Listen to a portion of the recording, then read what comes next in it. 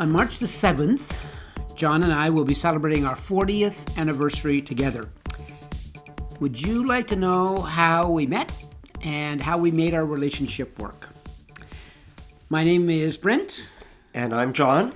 I was a senior pastor for 40 years, and now I'm the executive director of Rainbow Faith and Freedom.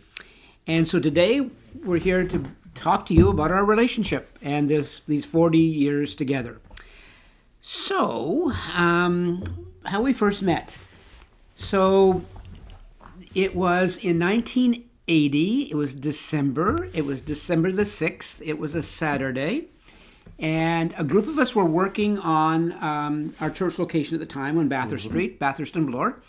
And we were getting it ready for our first worship service the next day on December the 7th. And so we were working all day long and getting it ready. And then late in the afternoon we were done, and a whole group of us out for dinner together, had a dinner. And then a smaller group of us went out to a bar afterwards to kind of celebrate. And so we went to a bar called Le Cavalier, which was a piano bar as part of the complex now more recently known as the Barn. And that's where we met. So I remember the room as you walk in the door, and there was a piano a little off to the side and a bar further back. And then off to the left was a dining room, I think? Yep. What do you remember of the space? Cavaliers was kind of a really nice piano bar, a bit of an older crowd. How did I get in?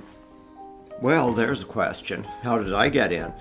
It was recommended to me. I'd gone for some counseling about coming out, and William Beatty, who gave me the counseling service, said, hey, you might fit in best at Cavaliers or Dudes. So it was kind of a pretty chill place. People sitting around the piano as Greg Beer played and made double entendres about songs. And I didn't really catch the double entendres at the time. I was pretty naive when I came out.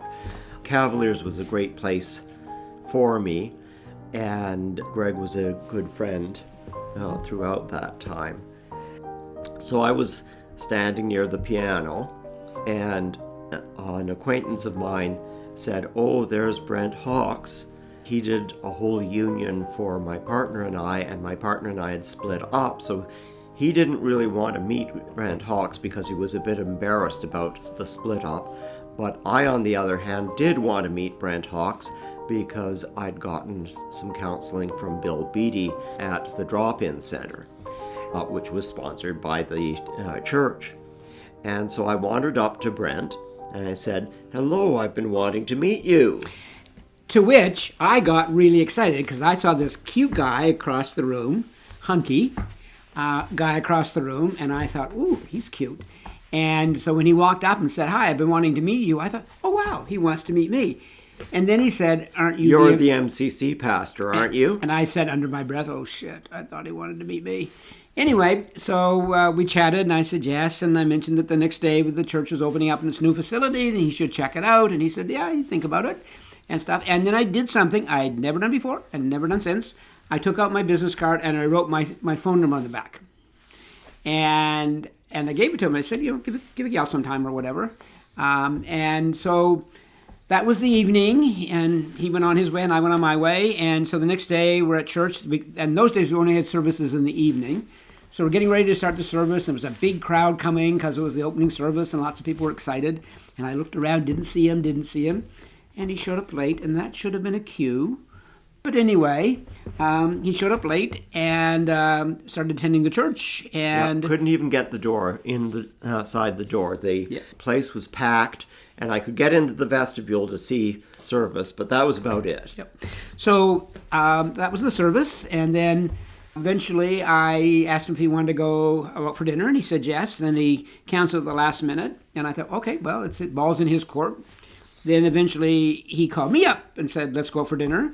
I rebooked. Yep, and we went to Bemmelman's on Bloor Street, which was kind of an upscale, nice restaurant bar. I don't know if it was actually a gay bar or a bar. It was just a lot of gay people went to it. A lot of gay people went to it, and it was, back in the 1980s, being cool with having a larger gay clientele was unusual. So Bemmelman's was kind of a safe spot. Yep.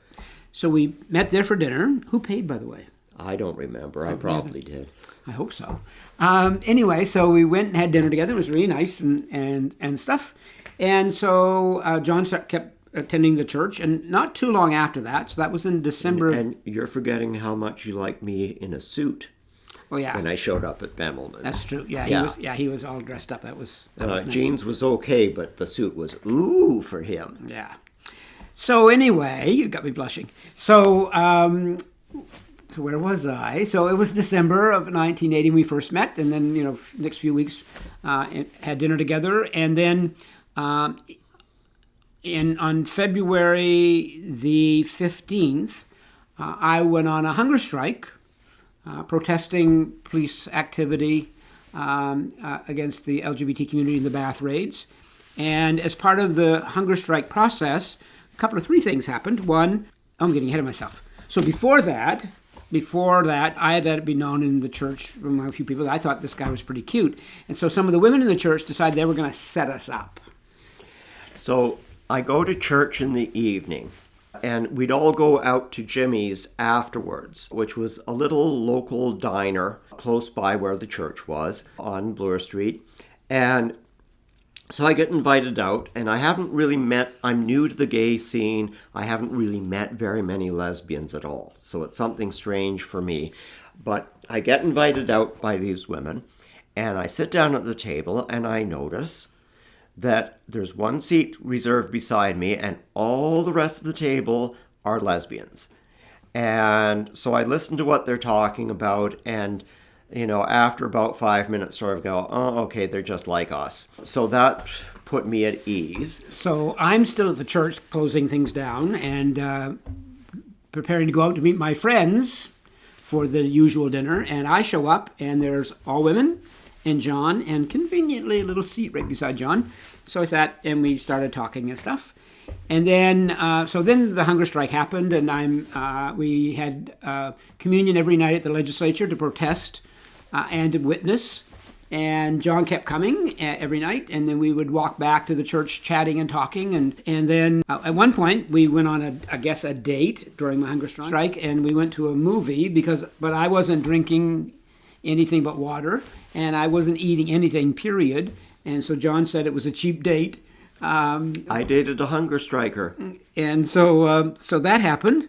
And then near the end of my hunger strike, we ended up at his place, and we've been together ever since.